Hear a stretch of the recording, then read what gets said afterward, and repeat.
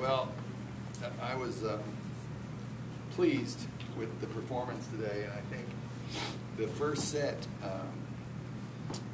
was really good because we were not stopping Tessa and Janelle, but and they got 13 total kills. I think 10 of them came from those two players, but we got 18 kills. We had one hitting error and no service errors. So, you know, that's scoring a lot. And I think that was a really good performance by our team when Nevada was playing pretty decently. Now, going out into set two, we did stop those two middles a little bit better and got a few blocks on them, got a few defensive plays on them, forced them into some tips. And then all the while we were handling the other players, I thought, pretty well too. And then, you know, when the thing about Reno is they still are a little bit young, a little bit error prone. When you make them do things they don't want to do, when you get into long rallies with them, they try to hit out of the back row, they hit errors. You know, they'll give you some things if you extend rallies, and we did that. I thought defensively we played pretty well today. I thought this was Jamie Kalezi played great today, and she got a lot of action back there. So, you know, and we received the ball well, and we served it well. So, you know, it's really funny how I look at that, because it's like Dree Culbert missed that serve in the third set, and I'm like, oh.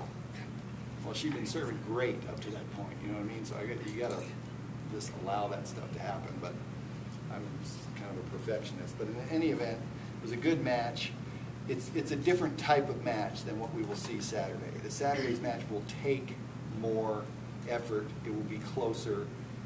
We won't get as many giveaway points. San Diego State has more weapons, and they're a very good team, but I think this is a nice way to get back at home, get comfortable. We played well.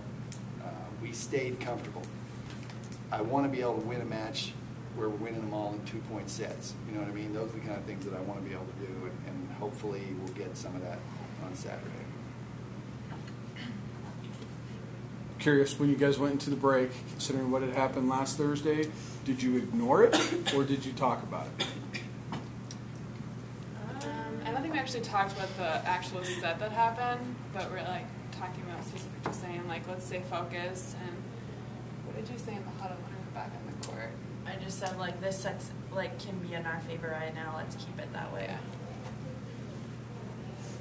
I think everyone kind of knew without saying. It was like, okay, like we just wanted to get back out there and play the next game. Who's the elephant in the room? Yeah. The huge one. Is this a record for Dana for a single match percentage-wise?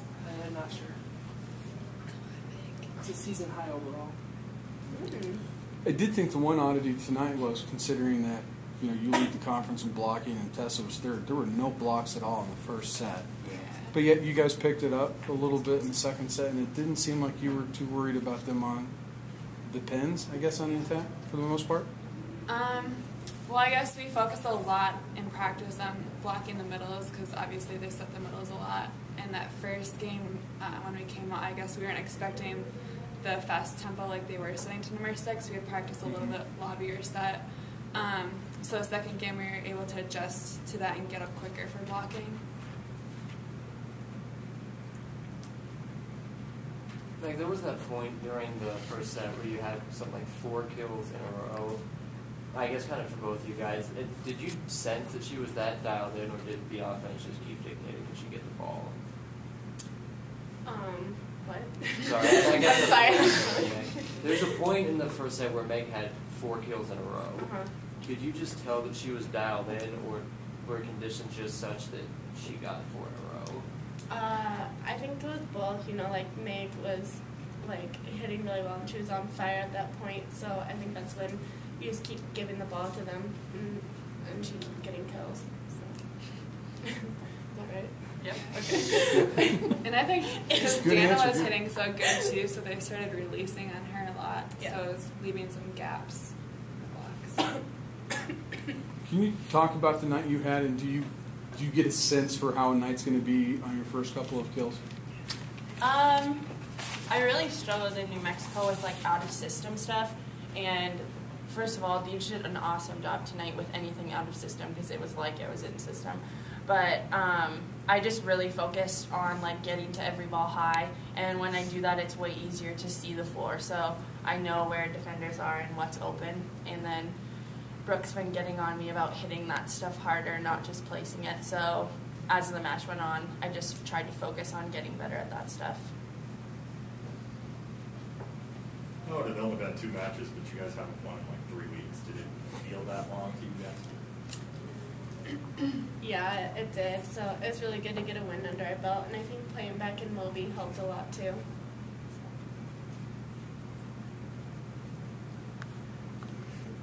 Is this a different team to prepare for because they are so middle oriented? Yeah, I mean, our practices, we're focusing a lot on the middles, just committing to the middles when we were doing scout team. Coach, coming into tonight, Tessa had been playing pretty well, and she put up 7 kills in that first set. At any point, did that worry you, and how did you guys go about shutting her down? Well, that's a good question, because it didn't worry me as much as it worried Matt. Matt was pissed about it. But they were going away from her a little bit, and shouldn't have. I mean, she should have got more sets than she did in the first set, or more attempts than she did in the first set. But we were ahead. We had a nice cushion, so I felt like, well, if we could give her, 7 kills in the game, because all the rest of the players only got 6 combined. You know what I mean? So I wasn't that upset about it. But then we went over and sat on the bench and got ready to start the second set, and I looked down and I saw we had 18 kills and 1 error and no service errors, and I'm like, okay, we're not going to do that every set. You know what I mean? So maybe it is a little bit more of a concern, but we came out and responded well.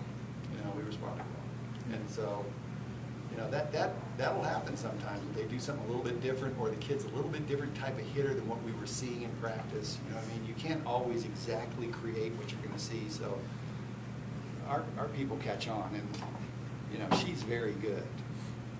I think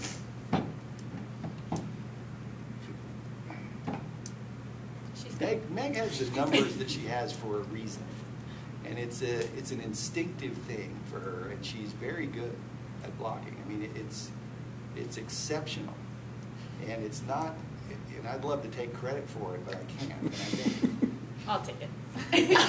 well, for whatever reason, she's technically very good, and we look at our practices and we look at drills, and then Meg gets in the middle. It changes the game, and she's just very good. So I knew at some point, especially in set 3, it was good because Meg was on her directly. The other one, she was only on her 2 out of 3. She was on her directly in set 3, and I knew that we were going to win that because of that. I think the one thing you addressed, you liked your defense tonight. What you didn't like earlier in the year was long point runs by the other team.